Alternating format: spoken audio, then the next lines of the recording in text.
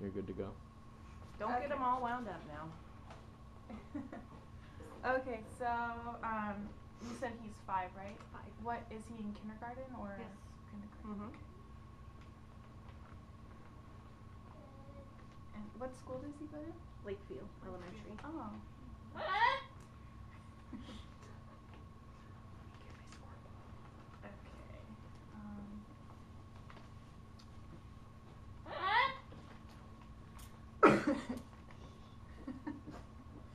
And so he has autism? Yes. Is that his only like diagnosis, or does he have like a secondary? No, just he's autism spectrum. Okay. He's on the high spectrum because he's very functioning now. And he has it, like the diagnosis from the doctor? Doctors, Chalk Hospital. Okay. Is that the OC kids, or is that just them also? Oh, okay. Yeah, so we went through first as pediatrician, then we went to Chalk Hospital, and I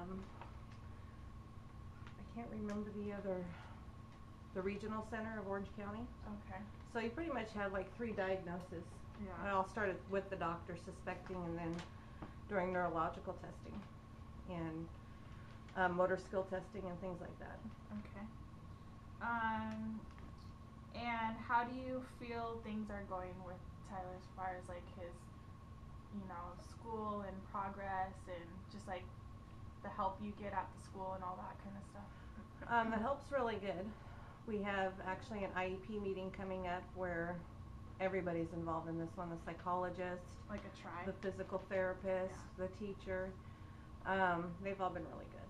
Okay. And the physical therapist is going to be working soon because he tiptoe walks and he's been doing it for so long the muscles haven't grown. So we're trying to get him to start walking flatter foot, so she's also going to work with physical therapy. And I've also recently got him better shoes because those kind of children have a tendency to only like one thing and don't like change. But he finally let me get him a new pair of shoes. And he's doing really well in his shoes. He's all, he's acts like these are comfortable. So they're high tops now, so they go above the ankle. He's gotten a lot better since he was diagnosed. It took a lot of time because in the beginning he would have major meltdowns, throwing things, banging his head, and just like hitting. I mean, they were just really bad. And just being around them and learning, okay, well this doesn't work, but this will work. And it just took a lot of time. Now we have an understanding with each other. So like when he does certain things, now I know how I need to handle it. Right. I mean, before we would just get mad and yell at him and this, that, or whatever. Now I just, Mommy's going to timeout. I've got to go sit down and just don't talk to me right now. Or now he just goes in, runs in his room, jumps on his bed and buries his head and cries. No more picking up toys, throwing them at me, and it took a lot of time though to get him that way. How old was he when he was diagnosed? 2.5. Oh, okay. 2.5 to 3.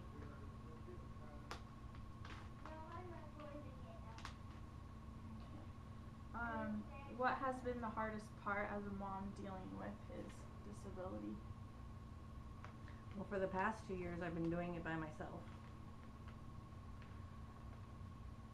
Most of it by myself. That's been the hardest part.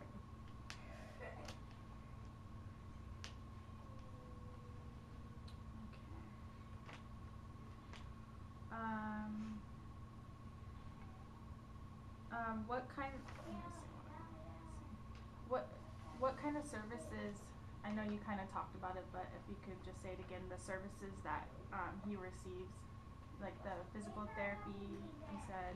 Yeah, physical therapy. Does he go to speech or anything? He did. They're still working on his speech. They're gradually now are mainstreaming him into a regular kindergarten class because they think he'll do really well. Oh, okay. So they're mainstreaming him right now. They did ABA. I don't think if I remember correctly, because he's met a lot of his goals for each time we go to the IEP meeting. There's still a few that need to, to work on. But I don't think he's still, I think he only does speech once a week now. It used to be twice a week. Does he go to like OT or anything like occupational therapy or? Mm-hmm. Okay.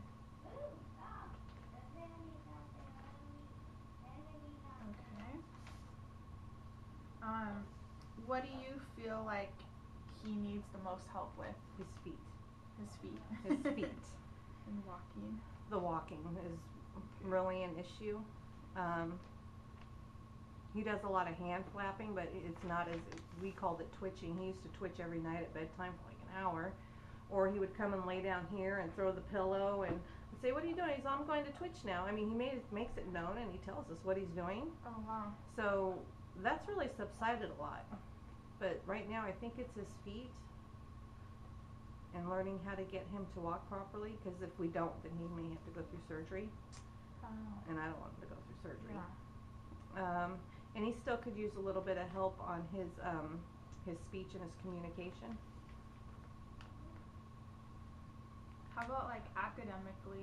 Is he doing? Academically, they say he's doing really, really well. Yeah. His gross motor skills, he's still having a hard time with writing his letters. They're very big and bold still, where he's just like this, and they need to be smaller. And they're working a lot with him on the tracing. Okay. So he still needs some help on his motor skills. Or is that gross motor skills? There's so much to retain, whether it's gross or motor. I know. I think gross is more of like the hands and the feet and everything.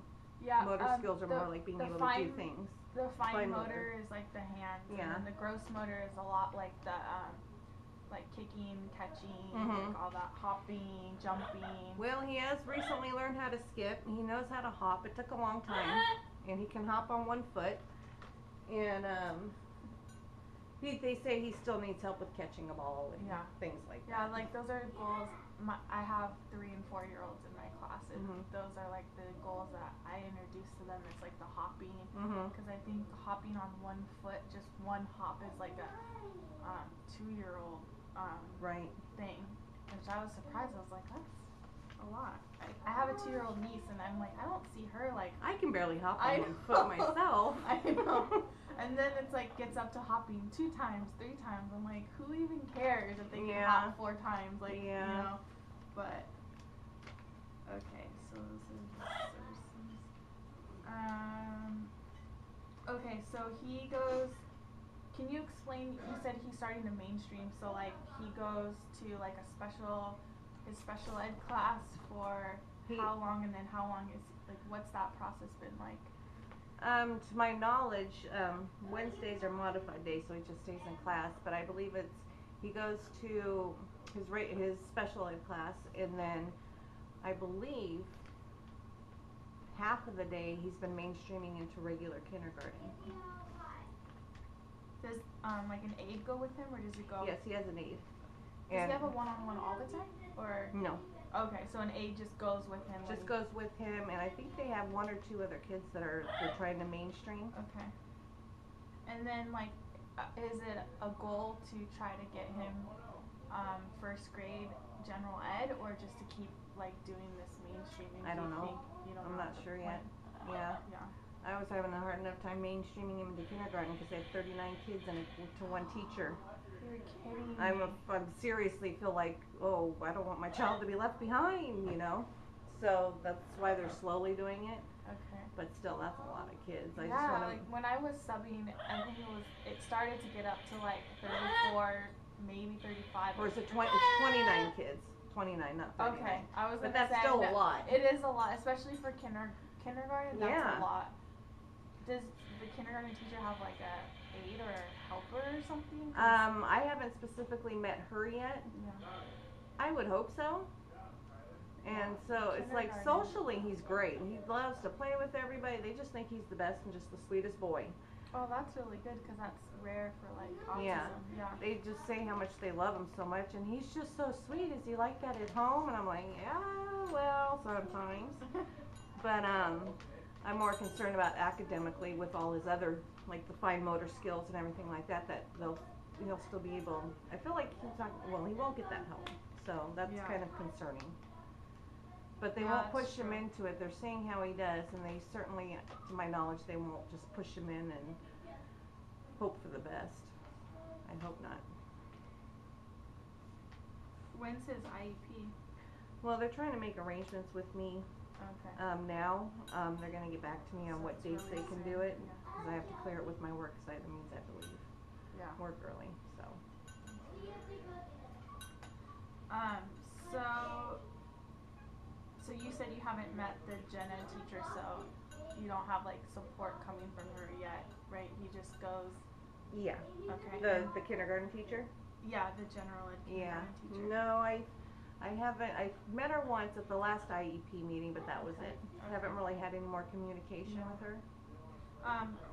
Do you get any support, or like what kind of support do you receive from his special ed teacher? Like, do you communicate a lot with her? I communicate with Does her as she- much as I can. She's always, like she was with his foot walking and everything. She's the one who referred an aquatic therapist to do that in the water, and gave her my number, and she's been really helpful. She tries to communicate with me as much as she can.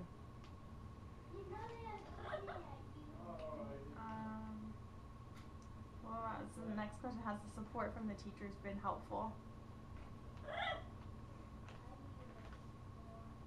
No. No? Well, I've learned how to just deal with him on my own. So I just do whatever they tell me to do. Yeah. If he needs this or he needs that, and when they one of the teachers, I believe it was the one that did the physical assessment on him, I'm like, you just do and you tell me what I need to do to make him better. Yeah. I just do whatever they tell me. So. Well, that's good.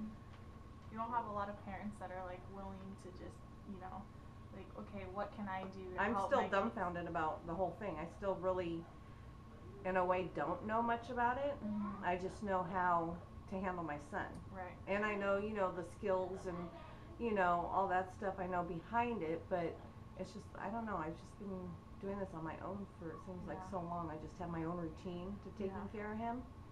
So when it comes to all the schooling and all that, I'm like, you just tell me what I need to do that's best for him. Right. And I mean, I'm still sometimes in the IEP meeting going, what? Okay, Yeah. that's great. And then I read over his little reports and stuff like that, Yeah. to see what he needs help in, because they mark everything off and the goals he's passed. And Right. so it's still very confusing to me. Yeah. So what were the signs, like when he was growing, like when he was born, that you noticed that like, hey, something's not right? Or I didn't notice it, my sister did, and I thought it was just a quirk that he had, but it was okay. that. And she noticed him on his toes a lot, and that was probably when he was probably about 2. Okay. And she's all, he walks on his toes a lot, and he his temper, and he didn't have that bad of a temper at 2, but the hand flapping, Yeah. my sister noticed, and I just thought it was just one of those things a 2-year-old does, and that he'd grow out of it. But then that's when we started getting the ball rolling on all these other issues with the walking, the hand flapping, and the mood swings. And So then you just went to the doctor and said. went to the doctor, and they did their own little assessment, which was stupid. And then she literally pulled, it was Ethel. It was a doctor in training, I guess you can say. She's still in school. Oh, like those physician Yeah. assistants, or Not a physician's I don't assistant. know. I don't like my physician assistant. So. Well, no, she's becoming a doctor. Okay. And so the actual doctor let her come in and do the exam on her own, and she tore off a piece of paper towel, put it on one of these, because that's how the tables are there, Yeah, yeah. and gave him a pen to see how he would